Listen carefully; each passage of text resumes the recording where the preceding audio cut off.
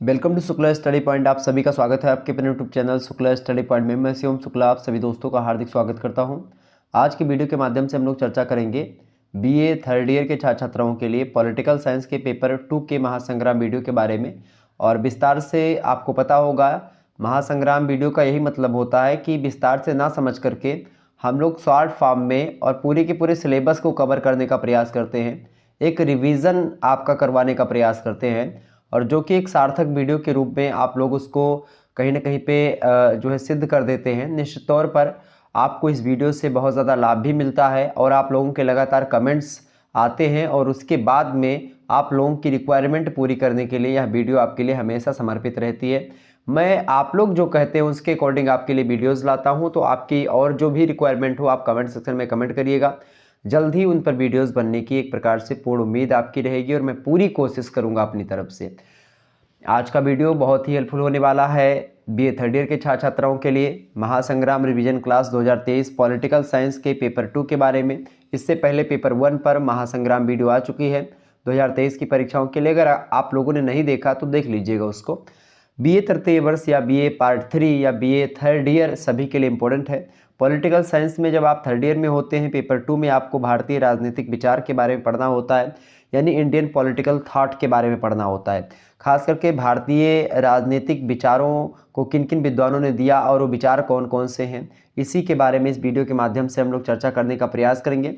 Syllabus मैंने आपको बता ही दिया था। वैसे आपको पढ़ना है मनु के बारे में, भीष्म के विचारों के बारे में, कौटिल्य के विचारों के बारे में और शुक्र के विचारों के बारे में। इसके अलावा खास करके राजा राम मोहन राय के क्या विचार थे, गोपाल कृष्ण गोखले के क्या विचार थे, और इसके अलावा महादेव गोविंद रानड़े के क्या विचार थे। इसके अलावा बाल गंगाधर तिलक, अरविंद घोष, जिनको आप अरविंदो घोष भी कहते हैं, स्वामी विवेकानंद जी के विचार, महात्मा गांधी जी के विचार, जवाहरलाल नेहरू जी के विचार, एम.एन. राय के विचार, जयप्रकाश नारायण, आपको पता होगा जे.पी. नारायण बड़े फेमस व्यक्ति थे। खास करके इंदिरा गांधी के समय जब इमरजेंसी लगी थी बहुत ज़्यादा, उन्होंने क्या किया था, वो जेल भी गए थे, तो कहीं ना कहीं बड़े फेमस व्यक्ति हैं। तो इन सभी के बारे में आपको पढ़ना है। तो बस यही सिलेबस है आपका, इतना यही आपको पढ़ना है। किसके इसके विचार एक बार फिर से बता दूं। सबसे पहला यूनिट 1 में आपको 4 विचारकों के बारे में पढ़ना होगा, मनु, भीष्म, कौटिल्य और शुक्र। दूसरी इकाई में आपको खास करके जो भारतीय पुनर्जागरण का समय रहा है, इंडियन रेनेसां, यानी कि खास करके जो पुनर्जागरण हुआ है भारत में, धर्म सुधार आंदोलन बहुत सारे हुए या अन्य सुधार भी, सामाजिक सुधार आंदोलन भी चलाए गए। राजा राम मोहन राय, गोपाल कृष्ण गोखले और महादेव गोविंद रानड़े, इन चारों के विचारों के बारे में, वैसे 3 ही है, राजा राम मोहन राय, गोपाल कृष्ण गोखले और महादेव गोविंद रानड़े, इनके विचारों के बारे में इकाई नंबर 2 में पढ़ना है। इकाई 3 में आपको बाल गंगाधर तिलक, अरविंदो घोष और स्वामी जी के बारे में पढ़ना, विवेकानंद जी के बारे में। और इकाई 4 के अंतर्गत आपको महात्मा गांधी जी के बारे में, जवाहरलाल नेहरू के बारे में, एम.एन. राय के बारे में और जयप्रकाश नारायण के बारे में।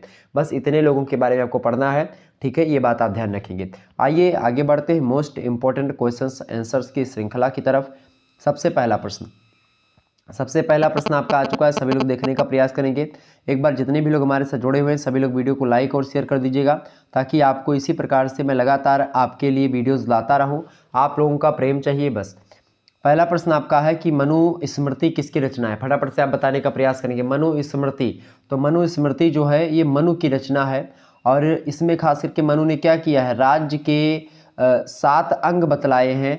तो वो 7 अंग कौन कौन से हैं, आप इसको ध्यान रखिएगा। एग्जाम में प्रश्न ये बहुत अधिक मात्रा में पूछा गया है, तो ये थोड़ा सा आप ध्यान रखेंगे। मनु ने सप्तांग जो सिद्धांत बताया है, तो उस सप्तांग सिद्धांतों में वो 7 अंग कौन कौन से हैं, ये प्रश्न आपका बहुत ही हेल्पफुल होता है, ठीक है, बहुत इंपॉर्टेंट है। मनु के विचार कौन कौन सा है। पहला है स्वामी यानी एक राजा, दूसरा है अमात्य यानी अमात्य का मतलब होता है मंत्री या सलाहकार, जनपद का मतलब एक प्रकार से जनपद आप समझ ही रहे होंगे, जिला या जनपद जैसे कि एक एरिया, सीमित दायरा। इसके अलावा दुर्ग माने किला होता है जो कि रक्षा करने के लिए। कोष यानी कि जैसे रुपया पैसा का वित्तीय कोष या किसी भी अन्य चीज़ का कोष, यानी इकट्ठा चीज़ रखने का, या चाहे अन्य कोष की बात की जाए, चाहे अन्य चीज़ किसी चीज़ की बात की जाए, तो कोष। दंड का प्रावधान भी होना चाहिए, ठीक है, यानी कि अगर कोई व्यक्ति कोई कानूनों का उल्लंघन करता है तो उसके लिए दंड का प्रावधान भी किया जाना चाहिए, और मित्र भी होना चाहिए, ठीक है। तो ये एक प्रकार से राज्य के 7 अंग बताए किसने, मनु ने, ये बात आप ध्यान रखेंगे, इंपॉर्टेंट है आपकी परीक्षा की दृष्टि से। मनु ने राज्य की उत्पत्ति के दैवीय सिद्धांत को स्वीकार किया, यह बात भी आप ध्यान रखेंगे, ठीक है। किस दैवीय उत्पत्ति के सिद्धांत को स्वीकार किया है। और उन्होंने कहा कि लेकिन राजा को निरंकुश अधिकार नहीं इन्होंने दिया है। कहा कि भाई राजा निरंकुशता नहीं होगी राजा की, भाई राजा का ही सब कुछ है। मनु कहते हैं कि राजा धर्म के अधीन रहेगा। ठीक है, मनु ऐसे पहले विचारक थे जिन्होंने अराजकता का अंत किया, यानी कि बिना राजा के कोई समाज नहीं चल सकता है। अराजकता का सीधा सा मतलब होता है कि बिना राजा के राज चलना, तो उसको अराजकता कहते हैं कि आपके राज्य में अराजकता आ गई। अराजकता का सीधा सा मतलब होता है माने नहीं, राजकता माने कोई राज्य भार संभालने वाला व्यक्ति जिस राज्य में नहीं होता है उसको अराजक राज्य बोला जाता है। तो खास करके मनु ऐसे पहले व्यक्ति थे जिन्होंने कहा कि बिना समाज मतलब कि बिना राजा के समाज नहीं चल पाएगा, बिना शासन के मुखिया खास करके मतलब बिना मुखिया के शासन कार्य सही तरीके से नहीं चल पाता है।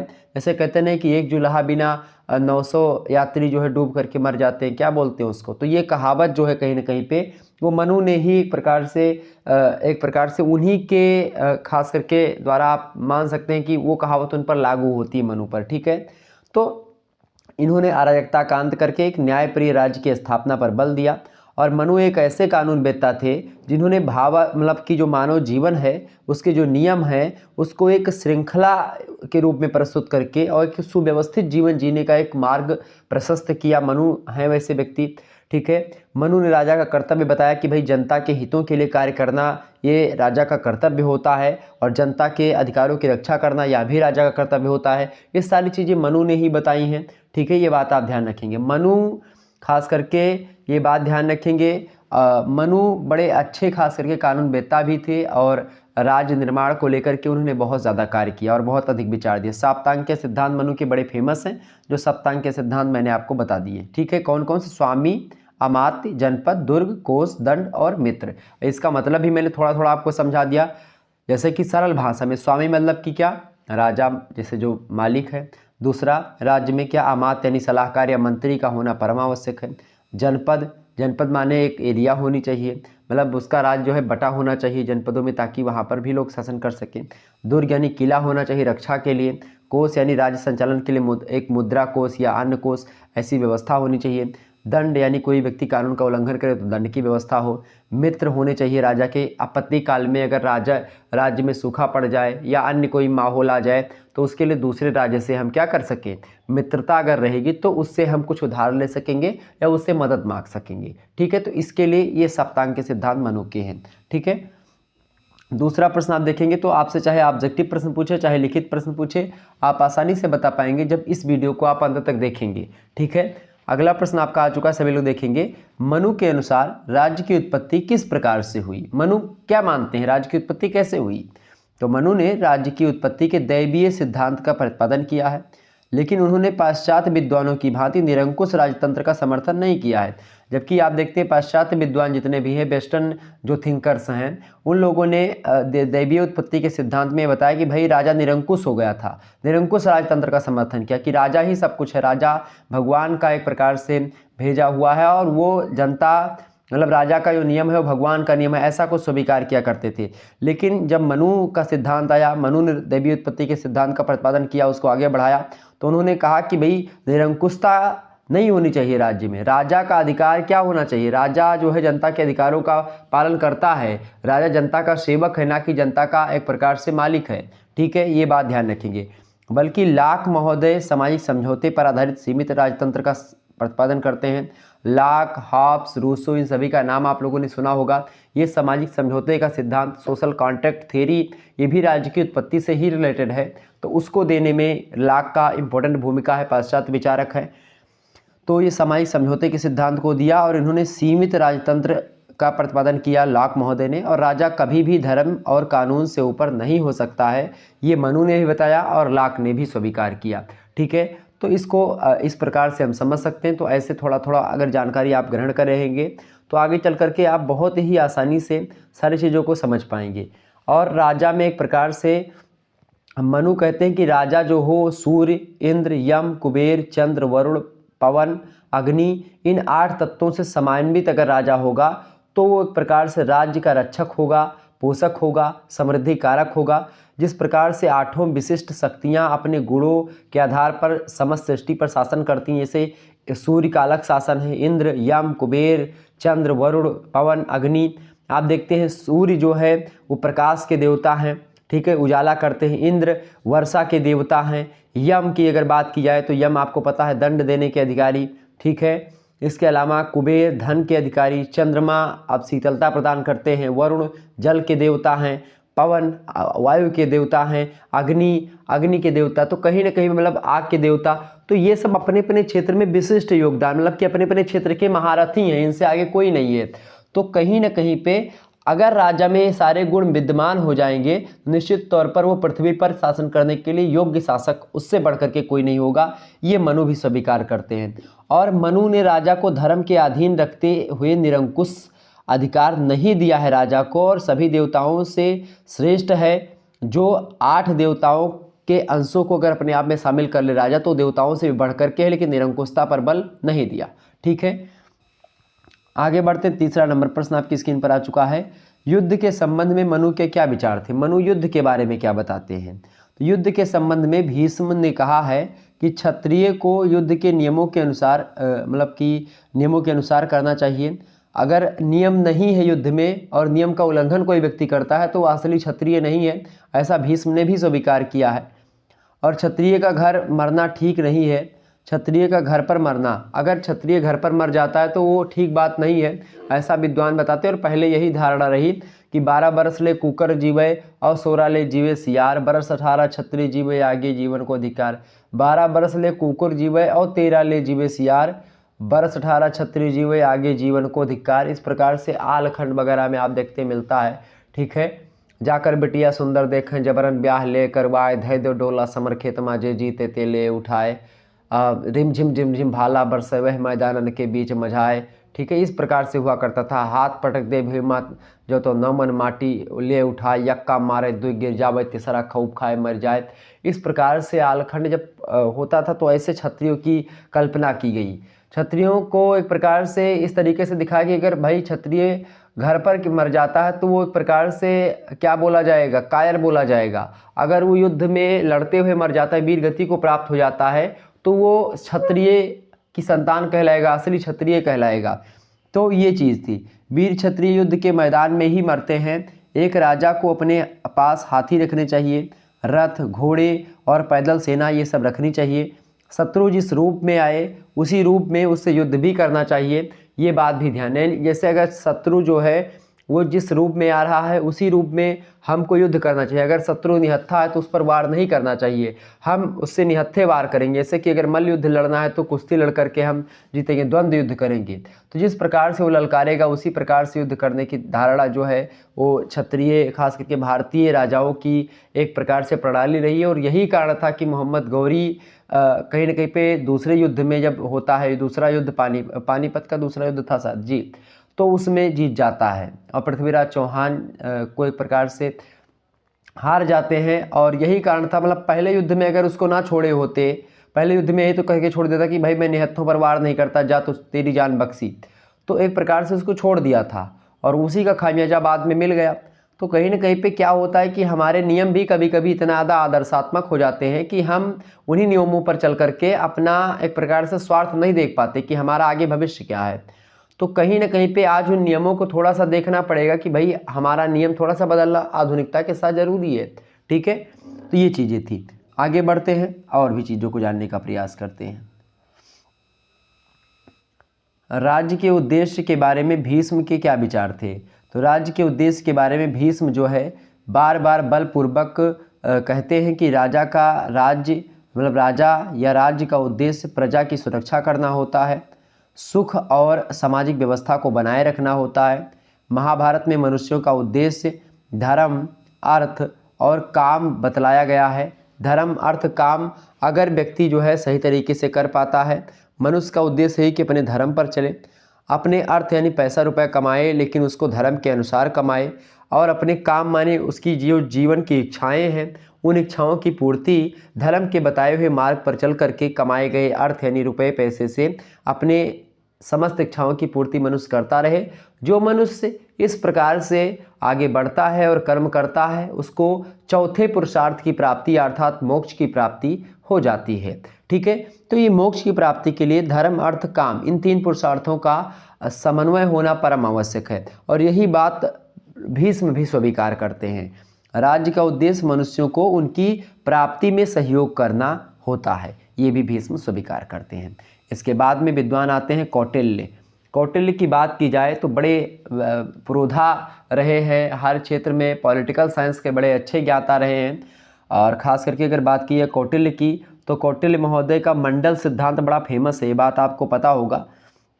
मंडल सिद्धांत एक प्रकार से जिसमें उन्होंने 7 अंगों के बारे में भी बताया है, और जो 7 अंग हैं उसी को सप्तांग सिद्धांत कौटिल्य का कहा जाता है। कौटिल्य कहते हैं कि राज्य केवल उसी दशा में अच्छा कार्य कर सकता है जब ये 7 अंग परस्पर मिलकर के सहयोग से और उचित रूप से अलग अलग अपना कार्य करेंगे तो राज्य अच्छे तरीके से चल पाएगा। वो मंडल सिद्धांत, सप्तांग सिद्धांत जो कौटिल्य का है उसको बताऊंगा। मनु का सिद्धांत थोड़ा सा जो था उसी के ही एक प्रकार से टाइप का इनका भी है, खास करके स्वामी, अमात्य, जनपद, दुर्ग और कोष, दंड, मित्र, ये भी मंडल सिद्धांत के अंतर्गत कौटिल्य के भी आता है। ठीक है, प्रश्न क्या है कि कौटिल्य ने राज्य के क्या कार्य बताए हैं, यानी राज्य के क्या कार्य हो सकते हैं या क्या कार्य होते हैं, कौटिल्य महोदय ने क्या बताया। तो कौटिल्य ने राज्य के निम्न प्रकार बताए हैं। पहला उन्होंने बताया जन कल्याण। ठीक है, क्या बताया भाई, जन कल्याण बताया। कौटिल्य कहते हैं पहला जन कल्याण, दूसरा क्या मतलब कि जनता का कल्याण, राज्य का यह कार्य होता है कि भाई वो जनता का कल्याण करे। दूसरा काम क्या होता है राज्य का कि क्षेत्र का विचार करे। क्षेत्र का विचार का मतलब कि भाई कितना क्षेत्र कहाँ पर है और किस प्रकार से आगे क्षेत्र हम कब्जा कर सकते हैं या फिर और भी चीज़ें। ठीक है, तो क्षेत्र का विचार। इसके अलावा शांति व्यवस्था बनाए रखना अपने राज्य में कि भाई कोई झगड़ा लड़ाई तो कहीं पर नहीं हो रही है, कोई व्यक्ति आपस में तो नहीं लड़ रहा है, सैनिक में समन्वयता है या नहीं है, या सैनिक और सेनापति के बीच में तारतम्यता है या नहीं है। तमाम प्रकार के प्रश्न जो होते हैं वो कहीं ना कहीं पे राजा के मन में होने चाहिए और इस पर राजा का कार्य भी एक प्रकार से बनता है कि वो इन चीज़ों पर अपना ध्यान केंद्रित करे। इसके अलावा बाह्य आक्रमण से रक्षा करना, अगर कोई व्यक्ति बाह्य से मतलब कि बाहरी आक्रमण करता है या कोई व्यक्ति क्या कोई राज्य का राजा जो है अगर आक्रमण करता है अपने राज्य पर तो उसकी रक्षा करना ये राजा का कर्तव्य होता है। इसके अलावा अपने राज्य का आर्थिक विकास करना, ठीक है, खेती पाती का विकास करना और भी नए नए तकनीकों का विकास करना, ये सब राजा का ही कर्तव्य होता है।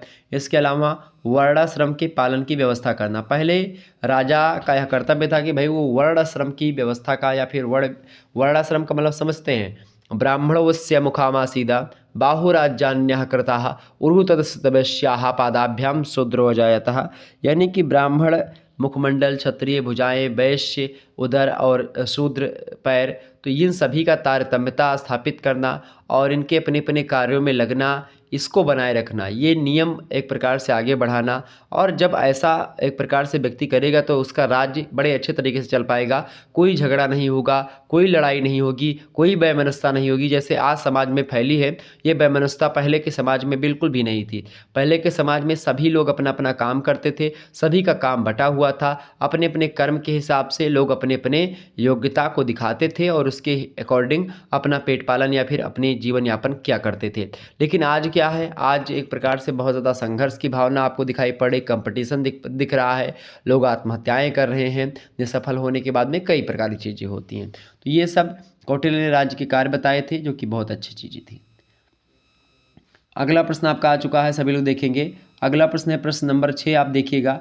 6वां प्रश्न है आपका कि वार्ड गुण्य नीति एवं विदेश नीति पर कौटिल्य के क्या विचार थे, स्पष्ट कीजिए। तो एक प्रकार से वार्ड गुण्य नीति पर कौटिल्य के क्या विचार थे।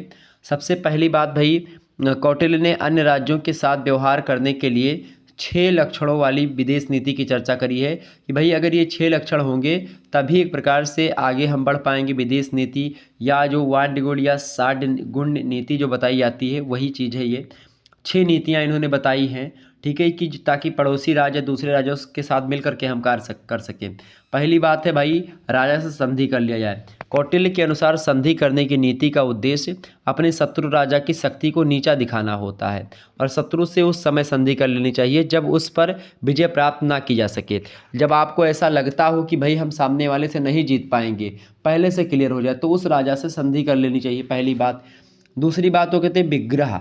विग्रह का मतलब होता है युद्ध। विग्रह का क्या मतलब होता है? सीधा सा युद्ध।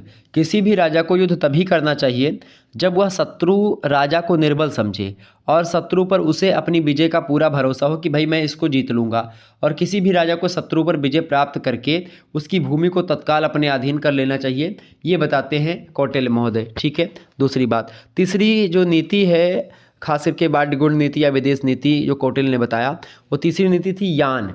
यान का अभिप्राय होता है वास्तविक आक्रमण से, वास्तविक आक्रमण, रियल एक प्रकार से आक्रमण से। और इस नीति को तभी अपनाना चाहिए जब राजा अपनी वास्तविक स्थिति सुदृढ़ समझे, यानी समझे कि भाई मैं युद्ध की पोजीशन में हूँ, तब उसको यान यानी कि शुद्ध आक्रमण या वास्तविक आक्रमण करना चाहिए। ठीक है, जैसे कि ललकार करके आक्रमण करना जो मेन युद्ध होता है। चौथा बात नीति जो है वो कौन सी विदेश नीति? आसन। आसन का मतलब ये होता है कि जब युद्ध में शामिल जो दोनों राजा हैं शक्तिशाली होते हैं तो राजा को आसन या तटस्थता की नीति अपनानी चाहिए। ठीक है, ये बात ध्यान रखेंगे। इसके अलावा पांचवा है संश्रय। ठीक है, संश्रय की बात की जाए, संश्रय का आशय होता है बलवान का आश्रय लिए जाने से, यानी कि अगर कोई व्यक्ति, यदि राजा शत्रु से अपनी रक्षा नहीं कर सकता है तो उसे बलवान राजा का आश्रय लेना चाहिए कि अगर लगता है कि सामने वाला हम पर आक्रमण कर रहा है और हम उससे नहीं जीत पाएंगे, तो अगर संधि वगैरह नहीं काम करती है तो हम किसके पास चले जाए? आप उससे बड़े राजा के पास किसी से मदद मांग ले, उससे बलवान राजा से। ठीक है, ये हो सकता है। छठवा है द्वैधी भाव। द्वैधी भाव की नीति से आशय एक राज्य के प्रति संधि और दूसरे राज्य के प्रति विग्रह की नीति अपनाने से होता है। जब एक राज्य से आप सहायता लेंगे और दूसरे राज्य से लड़ने की आवश्यकता होगी तो द्वैधी भाव की नीति वहीं पर एक प्रकार से लागू हो जाती है। तो कौटिल्य ने यही विदेश नीति के सफल संचालन के राजा को उचित और अनुचित सभी साधनों का प्रयोग करना एक प्रकार से बताया कि चीज़ों ध्यान रखनी चाहिए। इसके अलावा अपनी नीतियों का प्रयोग करते समय प्रत्येक राज्य निम्न 4 उपायों को अपनाता है। वो 4 उपाय कौन कौन से? कौटिल्य कहते हैं सबसे पहला साम, दूसरा दाम, तीसरा दंड और चौथा भेद। तो साम, दाम, दंड, भेद, ये 4 तरीके एक प्रकार से ये राज्य अपनाता है। तो चाहे अच्छा हो चाहे बुरा हो, साम, दाम, दंड, भेद, चारों तरीके से। ठीक है, तो ये कौटिल्य महोदय बताते हैं। अगला प्रश्न आपका आ चुका है, सभी लोग देखने का प्रयास करेंगे। एक बार जितने भी लोग देख रहे हैं सभी लोग वीडियो को शेयर अवश्य कर दीजिएगा ताकि आपको इसी प्रकार से वीडियोस मिलती रही और लगातार आप पढ़ते रहें और अच्छी जानकारी प्राप्त करते रहें। अगला प्रश्न है आपका, राजा राम मोहन राय को एक समाज सुधारक क्यों माना जाता है? बताएं। तो राजा राम मोहन राय को एक समाज सुधारक निम्न कारणों से हम मानते हैं। वो कारण कौन कौन से हैं उसी को यहाँ पर मैंने लिख रखा है। तो पहला कारण है क्योंकि सती प्रथा का विरोध किया राजा राम मोहन राय ने। सती प्रथा क्या होती थी आपको पता होगा कि जब पुरुष मर जाते थे और उसकी विधवा जो होती थी वो भी उन्हीं के साथ उसी अग्नि में कूद करके अपने प्राणों की हत्या कर देती थी, यानी सती हो जाती थी। ठीक है, तो ये सती प्रथा का विरोध किया राजा राम मोहन राय ने, जो कि एक कुप्रथा थी, बिल्कुल कुप्रथा थी, इसमें कोई दो राय नहीं है। दूसरी बात यह है कि भाई मूर्ति पूजा का विरोध। मूर्ति पूजा का विरोध मुझे एक प्रकार से राजा राम मोहन राय का उतना अच्छा कार्य नहीं लगता है, लेकिन फिर भी अपने समय का उन्होंने जो भी किया वो ठीक ही किया। मूर्ति पूजा से क्या होता है कि आपका ध्यान केंद्रित होता है। मूर्ति पूजा को सकारात्मक वे से अगर देखें तो इससे आपका ध्यान केंद्रित होता है, लेकिन आजकल क्या हो रहा है कि उसको आधुनिकता के वे में इस प्रकार से मूर्तियां लोग बना रहे हैं कि वो एक प्रकार से उनका अपमान सा लग रहा है भगवान का। तो इस प्रकार से ऐसी कल्पनाएं, जो पुरानी कल्पनाएं थी वो ही ठीक थी। आजकल जो एक प्रकार से कल्पनाएं करके चाहे टीवी सीरियल में भगवान को दिखाते हैं या फिर अन्य चीज़ों में, तो वो सही तरीके से नहीं दिखा पाते हैं। तो ये थोड़ा सा मूर्ति पूजा का विरोध जो उन्होंने किया वो उस समय जो किया वो शायद उतना अच्छा नहीं रहा होगा। ठीक है, लेकिन आज के परिप्रेक्ष्य में कुछ चीज़ें हैं जिन पर रोक होनी चाहिए। तो मूर्ति पूजा का विरोध किया, इसीलिए इनको एक समाज सुधारक बताया जाता है। तीसरी बात ये कि नारी स्वतंत्रता और शिक्षा का समर्थन किया राजा राम मोहन राय ने, बड़ा अच्छा कार्य किया। इसके अलावा चौथी बात इन्होंने करी, ब्रह्म समाज की स्थापना करी। अच्छा, ब्रह्म समाज जो है ये जो हिंदू धर्म की बुराइयां जितनी थी उनको सामने ला करके उनको खंडित करने का प्रयास था। ठीक है, और पांचवी बात यह कि जात पात का भी विरोध राजा राम मोहन राय ने किया, जो कि बहुत अच्छी बात है, और एक प्रकार से जाति पात का खंडन किया। निश्चित तौर पर आज आप देख रहे हैं, लेकिन खंडन उन्होंने किया, लेकिन सारा चीज़ें समाप्त नहीं हुई। एक सती प्रथा का तो अंत करवा दिया, मूर्ति पूजा का विरोध किया, लेकिन उसका अंत नहीं हो पाया। ठीक है, और ख़ास करके नारी स्वतंत्रता और शिक्षा का समर्थन किया, जो ठीक ठाक मामले में आया। जात पात का विरोध किया, लेकिन जात पात आज भी तो है। आज आप देखते हैं हर आधार कार्ड में जाति भी लिखी रहती है कि भाई हाँ ये शुक्ल हैं, ये मिश्र हैं, ये ठाकुर हैं, ये वैश्य हैं, ये शूद्र हैं। तो इससे क्या होता है, एक प्रकार से समाज की जो समानता है उसमें भी कहीं ना कहीं पे ठेस आती है। वहीं पर और भी चीज़ें जिससे एक प्रकार से क्या एक ही पक्ष नहीं है कि भाई जात पात का विरोध करने से जात पात का मतलब कि जात पात अगर ख़त्म हो जाएगी तो दोनों पक्षों को हानि होगी और लाभ भी बहुत ज़्यादा होगा। तो कहीं ना कहीं पे सकारात्मक पहलू भी होंगे, उसके नकारात्मक पहलू भी होंगे। अब ये राज्य का कर्तव्य है, देश का कर्तव्य है और मुख्य सलाहकारों का कर्तव्य है कि किस प्रकार से वो राज्य को आगे बढ़ाते हैं। 8वां क्वेश्चन आपका आ चुका है, सभी लोग देखेंगे। प्रश्न है कि किन अर्थों में राजा राम मोहन राय को एक समाज सुधारक माना जाता है। तो किन अर्थों में भाई, राजा राम मोहन राय वस्तुतः एक समाज सुधारक थे जिन्होंने सामाजिक पुनर्निर्माण एवं शिक्षा के क्षेत्र में उत्तम कार्य किया। उन्हें भारतीय या भारत की सामाजिक क्रांति का अग्रदूत भी कहा जाता है राजा राम मोहन राय जी को। उन्होंने निम्न क्षेत्रों मतलब कि निम्न क्षेत्रों में कार्य करने से खास करके राजा राम मोहन राय को एक समाज सुधारक माना जाता है। और वही चीज़ें जो मैंने वहाँ पर आपको बताई थी, पहली बात मूर्ति पूजा का विरोध, दूसरा सती प्रथा का विरोध, तीसरा नारी स्वतंत्रता और नारी शिक्षा के समर्थक रहे, चौथी बात है जाति प्रथा का विरोध किया, पांचवी बात है सामाजिक कुरीतियों की विरोधी थी, घोर विरोधी थे। तो इस कारण से इनको एक समाज सुधारक की श्रेणी में हम रखते हैं। 9वां क्वेश्चन आप देखिएगा, इंपॉर्टेंट प्रश्न है। प्रश्न है आपका, किस राजनीतिक दलों की भूमिका पर एम.एन. राय के क्या विचार थे। एम.एन. राय के क्या विचार थे, फटाफट से आप बताने का प्रयास करेंगे। बड़ा अच्छा विचार रहा इनका। और एम.एन. राय की बात की जाए तो इन्होंने राजनीतिक दलों की भूमिका को शासन में कम करने की बात करी कि राजनीतिक जो दल हैं, पॉलिटिकल जो पार्टी होती है, शासन की जो भूमिका है मतलब शासन में उनकी भूमिका थोड़ा कम करी जाए, ये एम.एन. राय का विचार था।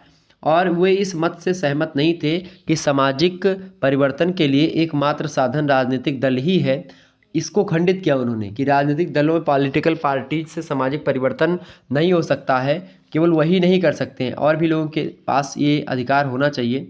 राजनीतिक दलों की शक्ति बढ़ाने के बजाय गांवों तथा कारखानों का विकास किया जाना चाहिए, ऐसा खास करके एम.एन. राय ने कहा। ठीक है, ये राजनीतिक दलों को लेकर के पॉलिटिकल पार्टीज़ पर एम.एन. राय के विचार थे।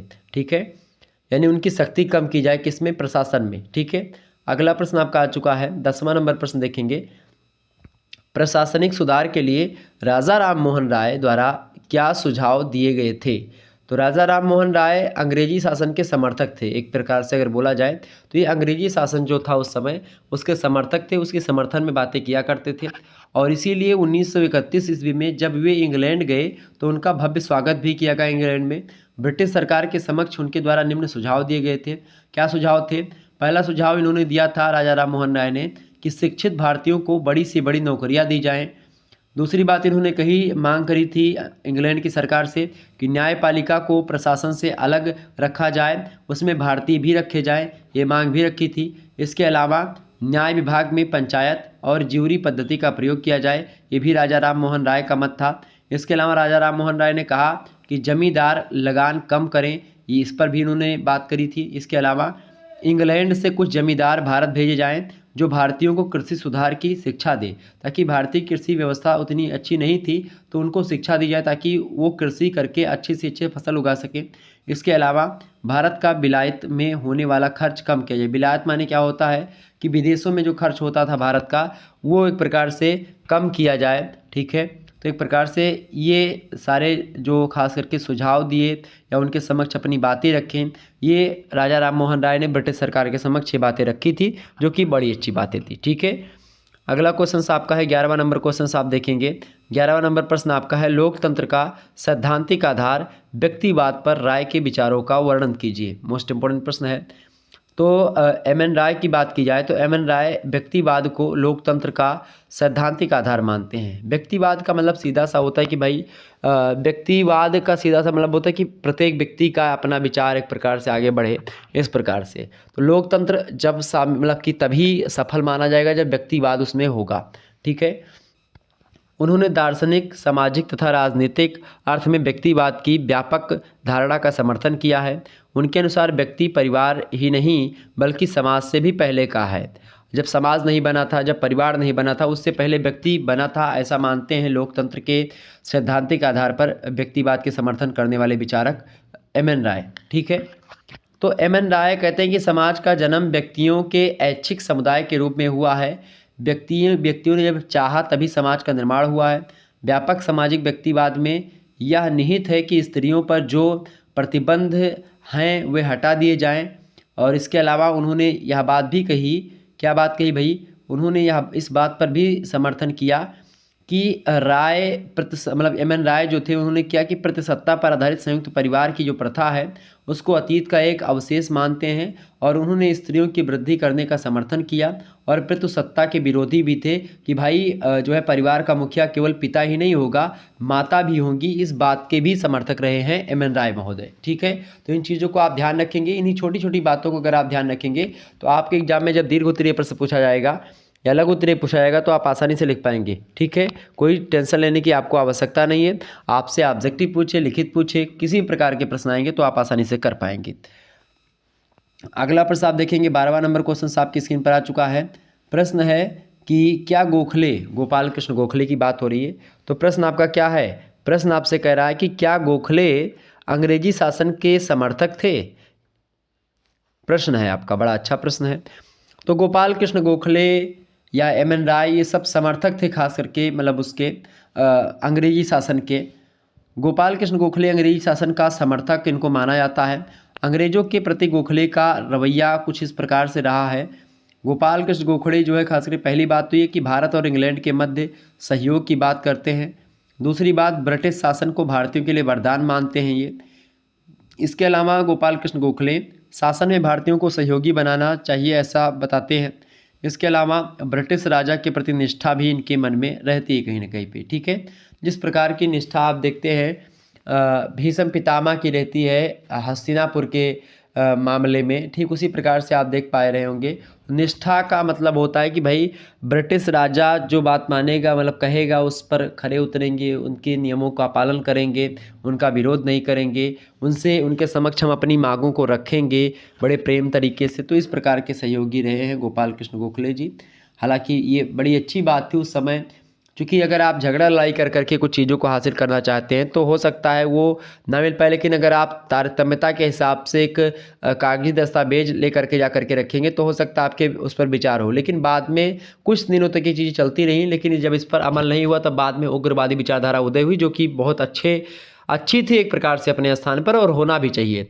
ऐसा नहीं कि केवल हम पर्चा लिख करके आपसे यही मांगे कि भैया हमारा तो नहीं सुन लियो, ऐसे नहीं बोलना चाहिए। हमेशा एक सीमा होती है, अहिंसा की भी एक सीमा होती है, हर चीज़ की एक सीमा होती है।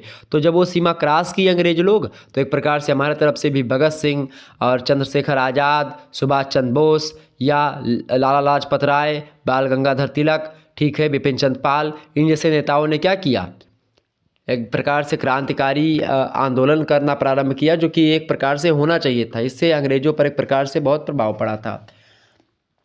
तो एक प्रकार से ये चीज़ें थी। नेक्स्ट क्वेश्चन आपका 13वां नंबर प्रश्न आप देखिएगा, गोपाल मतलब कृष्ण गोखले द्वारा सत्ता के विकेंद्रीकरण के लिए क्या सुझाव दिया गया था। विकेंद्रीकरण का मतलब समझ रहे हैं, विकेंद्रीकरण, बी माने एक प्रकार से होता है नहीं, केंद्रीकरण का सीधा सा मतलब होता है, जैसे मान लेते हैं केंद्रीकरण, केंद्रीकरण का सीधा सा मतलब होता है कि सत्ता किसी एक व्यक्ति के पास रहेगी, किसी एक लोग के पास सत्ता रहेगी, वही सत्ता को संभालेगा। लेकिन विकेंद्रीकरण का मतलब ये होता है कि सत्ता का विकेंद्रीकरण का सीधा सा मतलब होता है कि सत्ता कई लोगों के हाथों में बढ़ जाएगी, 1 2 3 4 कई लोग होंगे जो कि सत्ता को चलाने के लिए मदद करेंगे। तो सत्ता का विकेंद्रीकरण करना उसी को कहते हैं। जैसे मान लेते हैं अभी मैं चैनल अपना खुद ही चला रहा हूँ, मेरा खुद का चैनल है ये शुक्ला स्टडी पॉइंट, लेकिन मैं अभी क्या करूँ कि मैं अभी अकेले पढ़ा रहा हूँ। अब इसमें मैं शेयर के हिसाब से कर दूँ कि भाई 10 व्यक्तियों को रख लूँ और सभी को थोड़ा सा उसका एक्सेस दे दूँ कि भाई तुम भी पढ़ाना है, तुमको भी पढ़ाना है, इसको भी पढ़ाना है, तो सभी लोग पढ़ाएंगे। तो सत्ता का क्या हो जाएगा, विकेंद्रीकरण हो जाएगा। अब शासन सत्ता हो सकता है मैं अपने पास ही रखूँ, लेकिन अगर आप ऐसे दे देंगे कि भाई तुमको भी पढ़ाना है, इतना ये होगा वो, तो इस प्रकार से वो विकेंद्रीकरण हो जाएगा सत्ता का, कि भाई सत्ता किसी एक के हाथ में ना रह करके कई लोगों के हाथों में बढ़ जाए, तो सत्ता का विकेंद्रीकरण। सत्ता का केंद्रीकरण का मतलब होता है कि सत्ता किसी एक व्यक्ति के हाथों में निहित हो, यानी कोई एक राजा हो, कोई एक व्यक्ति शासन कर रहा हो। ठीक है, समझ में आ रही चीजें, आगे बढ़ते हैं। चले, तो गोपाल कृष्ण गोखले द्वारा सत्ता के विकेंद्रीकरण के लिए क्या सुझाव दिया गया। सन 1908 ईस्वी में हॉब हाउस कमीशन के सामने गोखले ने सत्ता के विकेंद्रीकरण के लिए सुझाव दिया था। वो सुझाव कौन से थे। पहला सुझाव ये दिया था गोपाल कृष्ण गोखले जी ने कि सत्ता की सबसे निचली इकाई ग्राम पंचायत को संगठित किया जाए। जो ग्राम पंचायत है उनका संगठन एक प्रकार से बहुत ज़रूरी है। दूसरी बात इन्होंने कही थी कि सत्ता के मध्य इकाई जिला परिषदों को गठित किया जाए, ये बात भी गोपाल कृष्ण गोखले कहते हैं। इसके अलावा सबसे ऊपर विधान परिषदें हों, उससे अधिक प्रतिनिधि मूलक बनाया जाए, मतलब सत्ता को खासकर विधान परिषदों को अधिक प्रतिनिधि मूलक बनाया जाए, ऐसा विचार था गोपाल कृष्ण गोखले का। ठीक है, नेक्स्ट क्वेश्चन आपका आ चुका है 14 नंबर देखेंगे। गोखले अपने विचारों में उदारवादी थे, ये कथन है, स्पष्ट करें। बहुत बढ़िया प्रश्न है। तो गोखले जो है, गोपाल कृष्ण गोखले जी, इनकी गणना खासकर कांग्रेस के उदारवादी नेताओं में की जाती है, ये बात बिल्कुल ठीक बात है। ठीक है, और उनके विचारों में उदारवाद की भावना देखने को मिलती है, ये उदारवाद के ही समर्थक थे। आप देखते हैं भारतीय राष्ट्रीय जो कांग्रेस थी, जो 1985 ईस्वी में बनी थी, उसमें आप देखते हैं कि दो फाड़ा करके हो जाते हैं। 1905 ईस्वी तक आप देखते हैं कि खास करके दो पार्ट हो जाते हैं इसमें, एक उदारवादी और एक जो है नरम, मतलब एक उग्रवादी विचारधारा, एक उदारवादी विचारधारा। ठीक है, एक गरम दल, एक नरम दल। ठीक है, गरम दल के मुखिया कौन, मतलब गरम दल में बिपिन चंद्र पाल, लाला लाजपत राय और बाल गंगाधर तिलक, इन लोगों का बोलबाला रहा। और वहीं पर जो खास करके इसमें रहे हैं नरम दल में, उनमें तमाम सारे व्यक्ति, ये गोखले जी भी उसी में शामिल थे। तो गोपाल कृष्ण गोखले की गणना कांग्रेस के उदारवादी नेताओं में की जाती है। उनके विचार में उदारवाद की भावना देखने को मिलती है, जैसे कि पहली बात तो ब्रिटिश उदारवाद में गहरी आस्था इनकी रही। ब्रिटिश उदारवाद में मतलब कि ब्रिटिश के प्रति एक प्रकार से इनका कोई वैसा रवैया नहीं रहा जैसा कि अन्य लोगों का रहा है। ये उनके समर्थक या उनके प्रति निष्ठावान व्यक्ति रहे हैं। इसके अलावा ब्रिटिश शासन को वरदान मानते थे ये, कि ब्रिटेन लोग शासन करते हैं हमारे ऊपर, तो ये वरदान है, चूँकि हमारा समाज का सुधार हो रहा है या फिर अन्य चीज़ों को लेकर के ये उनके समर्थन में आगे बढ़ते थे। तीसरी बात ये कि इंग्लैंड और भारत में मजबूत संबंध स्थापित करना इनका मंतव्य रहा, यानी कि इंग्लैंड और भारत का संबंध क्या हो, अच्छा रहे, ये मानते थे। इसके अलावा नौकरशाही की आलोचना करते थे ये। ठीक है, इसके अलावा भारतीयों की शासन में अधिक सहभागिता पर बल दिया इन्होंने, कि भाई शासन में भारतीयों का अधिक होना चाहिए। ये गोपाल कृष्ण गोखले एक प्रकार से इंग्लैंड के जो एक प्रकार से प्रतिनिधि हुआ करते थे भारत में, उनसे मांग भी किया करते थे। इसके अलावा ब्रिटिश सरकार के प्रति निष्ठा भी इनकी रही है, ज़बरदस्त निष्ठा थी। इसके अलावा राजनीति का आध्यात्मिकरण भी इन्होंने करने का प्रयास किया। तो एक प्रकार से ये विचार थे जिसके कारण से इनको, गोपाल कृष्ण गोखले को अपने विचारों में उदारवादी माना जाता है, कि भाई गोखले अपने विचारों में उदारवादी थे, बिल्कुल उदारवादी थे, इसमें कोई दो राय नहीं है। ठीक है, आगे बढ़ते हैं। 15 नंबर क्वेश्चन आप देखिएगा। अगला प्रश्न आपकी स्क्रीन पर आ चुका है। प्रश्न क्या है? प्रश्न आपका बाबू, प्रश्न है कि स्वतंत्रता पर रानाडे, ठीक है, रानाडे का विचार बताएं। तो खास करके अगर रानाडे की बात की जाए, रानाडे का पूरा नाम क्या है? तो रानाडे का पूरा नाम है, भाई क्या नाम है, आप सभी लोग बताने का प्रयास करेंगे। महादेव गोविंद रानाडे, MG रानाडे, महादेव गोविंद रानाडे इनका पूरा नाम है। रानाडे के अनुसार स्वयं, मतलब उन्होंने कहा कि स्वतंत्रता का अभिप्राय मनुष्य को आत्मनिर्भर बनाना है, कि व्यक्ति आत्मनिर्भर हो जाए तो व्यक्ति स्वतंत्र हो जाएगा, किसी दूसरे पर डिपेंडेंट ना हो तो व्यक्ति स्वतंत्र व्यक्ति कहलाएगा। ये ऐसा मानना था किसका? रानाडे महोदय का। इसके अलावा अगर बात की जाए, आप देखेंगे रानाडे महोदय शासन के द्वारा व्यक्ति के अधिकारों की रक्षा की जाए, ऐसा ये बताते थे कि भाई शासन, अगर कोई व्यक्ति शासन कर रहा है तो क्या करे, व्यक्तिगत जो अधिकार हैं उनकी रक्षा करने पर बल दिया इन्होंने। 1893 में इन्होंने कहा था कि व्यक्ति को दंड देने के पहले कानून बना लेना चाहिए, कि भाई कि नियमों का उल्लंघन करने वाले को दंड दिया जाएगा, और राज्य अपने सर्वोत्तम नागरिकों की शक्ति, विवेक, दया, उदारता, इन सभी का प्रतिनिधित्व करता है। तो इन चीज़ों का भी ध्यान रखना चाहिए। कई प्रकार की चीज़ों के बारे में उन्होंने बताया। ठीक है, इसके बाद में आगे बढ़ते हैं और भी चीज़ों को जानने का प्रयास करते हैं। 16वां क्वेश्चन आपकी स्क्रीन पर आ चुका है। हिंदू समाज की में कमियों को दूर करने के लिए रानाडे ने क्या उपाय किए थे?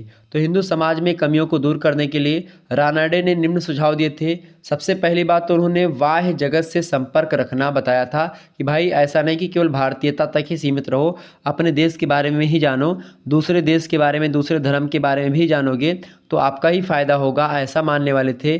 ठीक है, रानाडे जी। इसके अलावा दूसरी बात उन्होंने क्या बताई, अंतःकरण की पुकार ना सुनने और बाह्य सत्ता के समक्ष समर्पण करने की प्रवृत्ति, यानी जो अंतःकरण की पुकार है उसको ना सुनी जाए, बाह्य सत्ता के समक्ष समर्पण करने की प्रवृत्ति उन्होंने डेवलप करने की बात करी। इसके अलावा सामाजिक अधीनता, सामाजिक दूरी और जातीय अहंकार को बनाए रखना, ये भी बताया। इसके अलावा बुराइयों को अस्थायी रूप से बनाए रखने के प्रयत्नों को निष्क्रिय भाव से सहन कर लेना, ये भी उन्होंने बताया। इसके अलावा जीवन के लौकिक क्षेत्रों में श्रेष्ठता प्रदान करने की इच्छा, ये सब एक प्रकार से जो रही है कि हिंदू समाज में कमियों को दूर करने के लिए ये उपाय इन्होंने करने का प्रयास किया। बात की जाए बाल गंगाधर तिलक जी की, तो तिलक ने स्वराज्य आंदोलन के लिए कितने तरीके बताए थे। बाल गंगाधर तिलक की बात हो रही। सबसे पहले जानिए कि ये उग्रवादी विचारधारा के एक प्रकार से प्रणेता विद्वान है, मतलब प्रणेता व्यक्ति है। तो तिलक द्वारा स्वराज्य आंदोलन के 4 तरीके बताए गए थे। पहली बात तो स्वदेशी वस्तुओं का प्रयोग किया जाए, जो अपने यहाँ बनती हो उसी का प्रयोग करेंगे। दूसरी बात, विदेशी वस्तुओं का बहिष्कार किया जाए। तीसरी बात, राष्ट्रीय शिक्षा पर बल दिया जाए। और चौथी बात, निष्क्रिय प्रतिरोध। क्योंकि जिस समय तिलक जी थे, आंदोलन कर रहे थे, उस समय राष्ट्रवाद भी एक प्रकार से लोगों को बताना था कि भाई क्या करेंगे कि राष्ट्रवाद वो होगा। जैसे उस समय कोई राज्य तो था नहीं कि भाई भारत पूरा का पूरा उत्तर से लेकर के दक्षिण तक पूरा एक ही व्यक्ति चला रहा हो। अनेक अनेक राजा हुआ करते, छोटे बड़े राजा हुआ करते थे। तो कहीं ना कहीं पे उनके मन में संकीर्ण राष्ट्रवाद की संकीर्ण दायरा या संकीर्ण धारा चलती रहती थी, यानी कि सभी राजा अपने अपने राज्य को बचाने के लिए उत्सुक हुआ करते थे। कोई ये नहीं सोच रहा था कि पूरे अखंड भारत का निर्माण किया जा सके। ठीक है, तो उसकी शिक्षा देने के लिए कहा किसने, तिलक जी ने। आगे बढ़ते हैं। 18वां क्वेश्चन आप देखिएगा। प्रश्न है कि बाल गंगाधर तिलक को किन कारणों से एक समाज सुधारक माना जाता है। तो तिलक को समाज सुधारक के रूप में जाना जाता है और खास करके इसके पीछे कई कारण हैं। पहला कारण तो ये है कि सामाजिक और धार्मिक मामलों में नौकरशाही के हस्तक्षेप का विरोध किया। इन्होंने ज़बरदस्त विरोध किया बाल गंगाधर तिलक जी ने, इसीलिए इनको एक समाज सुधारक माना जाता है। दूसरी बात, राजनीतिक स्वतंत्रता का समर्थन किया इन्होंने, बड़ी ज़बरदस्त चीज़ थी। इसके अलावा अस्पृश्यता का विरोध किया, छुआछूत का अंत करने के समर्थक रहे, बिल्कुल सही बात, बहुत ज़बरदस्त काम किया इन्होंने। इसके अलावा जाति पाति का भी विरोध किया, ये भी ठीक बात थी इनकी। इसके अलावा बाल विवाह का भी विरोध किया, ये भी बड़ी ज़बरदस्त चीज़ थी। इसके अलावा इन्होंने 60 वर्ष के ऊपर विधवा विवाह का विरोध किया, यानी कि 60 वर्ष से अगर ऊपर विधवा हो जाए तो उसके बाद में मतलब कि 60 साल तक उसका पति जिंदा था, अब 30 साल मतलब कि मान लेते हैं उसकी शादी का लगभग 15 साल पर पहले शादी हो जाती थी, 15 से 16 साल तक लड़कियों की। अब शादी हो गई, उसके बाद में 60 साल तक आप दोनों साथ में रहे। अब 60 साल के बाद में अगर जो है आपका पति ख़त्म हो जाता है तो आप 60 साल पे कोई औरत शादी करेगी तो क्या वो मतलब कि तथ्यपरक रहेगा? बिल्कुल नहीं, चूँकि वो बच्चे बनने के योग्य भी नहीं रही ना। तो ये चीज़ें भी ध्यान में रखना था, तो इस पर बल दिया।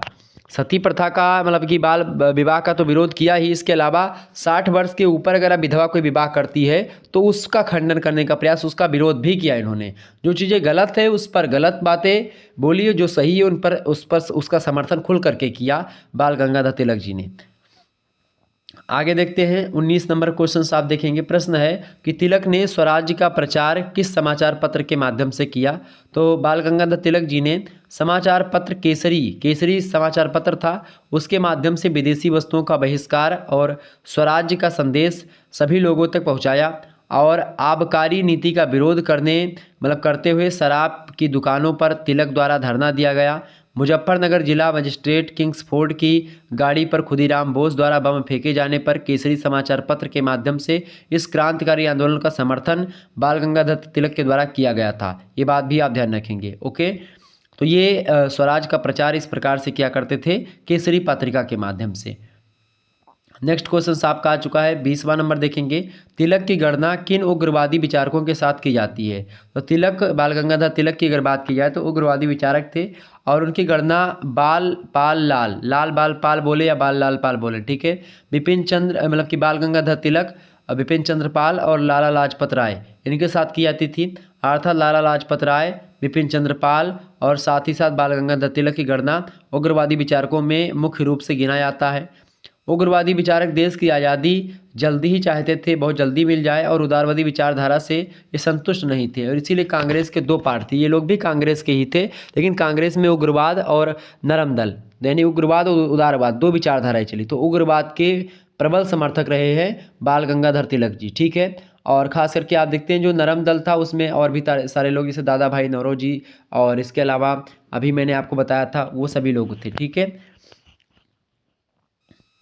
आगे बढ़ते हैं। 21 नंबर क्वेश्चन से आप देखेंगे, अरबिंद घोष या अरविंद घोष के प्रमुख राजनीतिक विचार बताइए। तो अरविंद घोष के निम्नलिखित राजनीतिक विचार रहे हैं। पहला सामाजिक, मतलब इनका राजनीतिक विचार रहा है, पहला क्या है, समाज के सभी वर्गों का कल्याण किया जाए। ये स्वीकार करते थे कि भाई समाज के सभी वर्ग का कल्याण, समाज के सभी वर्ग, चाहे वो उच्च वर्ग का हो, उच्च वर्ग चाहे निम्न वर्ग का हो, सभी का कल्याण होना परम आवश्यक है। दूसरी बात अरविंद घोष जी का क्या था कि पूंजीवाद की आलोचना करी इन्होंने जम करके, यानी कि समाजवाद के समर्थक रहे या नहीं रहे इस बात को ध्यान में न रखे, वैसे समाजवाद के ही समर्थक रहे हैं, लेकिन पूंजीवाद की आलोचना करी। उस समय तक समाजवाद के शब्द एक प्रकार से आप देखते हैं उतना ज़्यादा प्रबल नहीं था, लेकिन पूंजीवाद जो था उस समय, पूंजीवाद का खुल करके विरोध किया गया। वैसे समाजवाद के विरोध में पूंजीवाद आया था, तो उस पूंजीवाद का विरोध किया। ठीक है, ताकि जो पूंजीवाद से क्या होता है कि जहाँ पर सरकारी चीज़ें बहुत कम हो जाती, सरकार के हस्तक्षेप उत्पादन के साधनों पर या उपभोग के साधनों पर सरकार का हस्तक्षेप कम हो जाता है और किसी निजी व्यक्ति का हाथ ज़्यादा हो जाता है। जैसे मान लेते हैं अब अंबानी जी या फिर अडानी जी, कोई व्यक्ति हो, वो क्या कर ले, पूरा रेलवे खरीद ले, तो रेलवे पर किसका अधिकार हो जाएगा, उनका पर्सनल अधिकार हो जाएगा। अब अडानी चाहेंगे जो नियम बनाना या अंबानी चाहेंगे जो नियम बनाना, वो बनाएंगे अपने हिसाब से, सरकार का उसमें कोई हस्तक्षेप नहीं होगा। ठीक है, ये बात आप ध्यान रखेंगे। तो कहीं ना कहीं पे प्राइवेट जो एक चीज़ें हो रही हैं वो पूंजीवाद की आलोचना करी इन्होंने, यानी प्राइवेट चीज़ों का विरोध किया था। व्यवहारिक समाजवाद में विश्वास किया इन्होंने। ठीक है, इसके अलावा स्वतंत्रता पर बल दिया, आध्यात्मिक समाज की स्थापना करने के पक्षधर रहे अरविंद घोष जी। इसके अलावा दैवीय मूल्यों की चेतना पर बल दिया, स्वराज्य संबंधी विचार दिया, स्वराज्य की प्राप्ति के बारे में भी इन्होंने जानकारी देने का प्रयास किया और कैसे पाई जाए इस पर भी चर्चा करी। बड़े ज़बरदस्त तरीके से इनके विचार रहे हैं, इसमें कोई दो राय नहीं है। ठीक है, आगे बढ़ते हैं। अगला क्वेश्चन 22 नंबर क्वेश्चन आप देखेंगे, प्रश्न आपका बड़ा ज़बरदस्त है। प्रश्न है कि अरविंद घोष को क्यों एक उग्रवादी विचारक के रूप में जाना जाता है। तो बताएं, उग्रवादी विचारक क्यों जानते हैं हम अरविंद घोष के बारे में। चूँकि अरविंद घोष की गणना उग्रवादी विचारकों में की जाती है और वे भारतीय स्वतंत्रता के प्रबल समर्थक विद्वान रहे हैं। कांग्रेस की नरम नीतियों को अस्वीकार करते हुए निम्न बातों पर ध्यान देने की बातें करते हैं और इसीलिए ये उग्र विचारधारा से प्रेरित है। उग्र विचारधारा में अरविंद घोष, बिपिन चंद्र पाल और इसके अलावा लाला लाजपत राय, बाल गंगाधर तिलक, इन सभी लोग रहे। ठीक है, किन बातों पर ध्यान देते हैं। पहली बात तो स्वदेशी का प्रसार किया जाए, प्रचार किया जाए, विदेशी माल का बहिष्कार किया जाए, पहली बात। दूसरी बात उन्होंने बताई कि राष्ट्रीय शिक्षा का प्रचार प्रसार किया जाए। तीसरी बात ये कि सरकारी अदालतों का बहिष्कार किया जाए। चौथी बात ये कि जनता द्वारा सरकार का सहयोग ना किया जाए। और कैसी सरकार का ना सहयोग किया जाए, ब्रिटिश सरकार की, क्योंकि जब ये लोग थे तो उस समय ब्रिटेन के उपनिवेश के रूप में भारत आगे बढ़ रहा था। ठीक है, पांचवी बात है कि सामाजिक बहिष्कार किया जाए, किसका, सभी लोगों का, मतलब कि जो उसके पक्षधर हैं, किसके, ब्रिटिश कानून की। ओके, 23 नंबर क्वेश्चन आप देखेंगे। 23 नंबर प्रश्न है, विवेकानंद के धार्मिक चिंतन का परीक्षण कीजिए। मोस्ट इंपोर्टेंट प्रश्न है, आपकी परीक्षा में ऐसे ही प्रश्न आते हैं, ये बात आप ध्यान रखेंगे। ये प्रश्न मैं जो बता रहा हूँ बहुत इंपॉर्टेंट है, तो इन प्रश्नों को आप ध्यान रखिएगा। वीडियो को 2 से 3 बार देखेंगे, आपका सारा डाउट क्लियर हो जाएगा। विवेकानंद के चिंतन में धार्मिकता की भावना अधिक थी और इसलिए उन पर आध्यात्मिकता का प्रभाव अधिक दिखलाई पड़ता है। सामाजिक और धार्मिक क्षेत्र में विवेकानंद के कई सारे विचार थे। आइए जानते कौन कौन से। सबसे पहली बात तो विवेकानंद जी अस्पृश्यता का विरोध करते हैं, यानी छुआछूत का अंत एक प्रकार से वो करने के पक्षधर हैं। कोई छूत या अछूत व्यक्ति नहीं होता। दूसरी बात, वो पक्षधर हैं किसके, बाल विवाह का विरोध इन्होंने किया, यानी कि वो बाल विवाह का विरोध करने के पक्षधर थे, बाल विवाह के विरोधी थे। ठीक है, यानी बाल विवाह का कई लाभ भी होता है, कई हानियाँ भी होती है, लाभ कम हानि ज़्यादा होती है। ठीक है, इसलिए इसका विरोध बड़े बड़े विद्वानों ने किया। तीसरी बात यह कि दलितों का उत्थान किया इन्होंने। तो दलित एक प्रकार से जो अपने आप को एकदम से नीचा समझने लगे थे बेचारे, उनको उठाने का प्रयास स्वामी जी ने किया और निश्चित तौर पर यह काम बहुत अच्छा था इनका। और ऐसे भी विचारक बहुत सारे हुए हैं जिन्होंने केवल दलितों से क्या किया है, केवल अपना स्वार्थ साधा था, बाकी कुछ नहीं किया था। लेकिन स्वामी जी जैसे व्यक्तियों ने क्या किया, दलितों के साथ कोई स्वार्थ नहीं था उनका, कोई अपना निजी स्वार्थ नहीं था, ना सवर्णों के लिए ना दलितों के लिए, उन्होंने निस्वार्थ भाव से सेवा करी। इसके अलावा जाति प्रथा के घोर विरोधी थे विवेकानंद जी, बिल्कुल सही बात थी। इसके अलावा धर्मनिरपेक्षता पर बल दिया इन्होंने। इसके अलावा हिंदू धर्म में आस्था इनकी रही और सनातन धर्म को एक प्रकार से विश्व स्तर तक पहुंचाया और डंका बजा दिया पूरे के पूरे संसार में। 24 नंबर क्वेश्चन आपका है और विवेकानंद जी का ही विचार है कि उठो जागो और तब तक ना रुको जब तक आपके लक्ष्य की प्राप्ति ना हो जाए। ठीक है, अगला क्वेश्चन आपका है विवेकानंद ने कि उनके धार्मिक विचार बताइए। तो विवेकानंद जी हिंदू धर्म में पूरी आस्था रखते थे और इसीलिए 1893 ईस्वी में शिकागो विश्व धर्म सम्मेलन हुआ था, उसमें उन्होंने भाग लिया था, हिंदू धर्म का प्रतिनिधित्व किया था।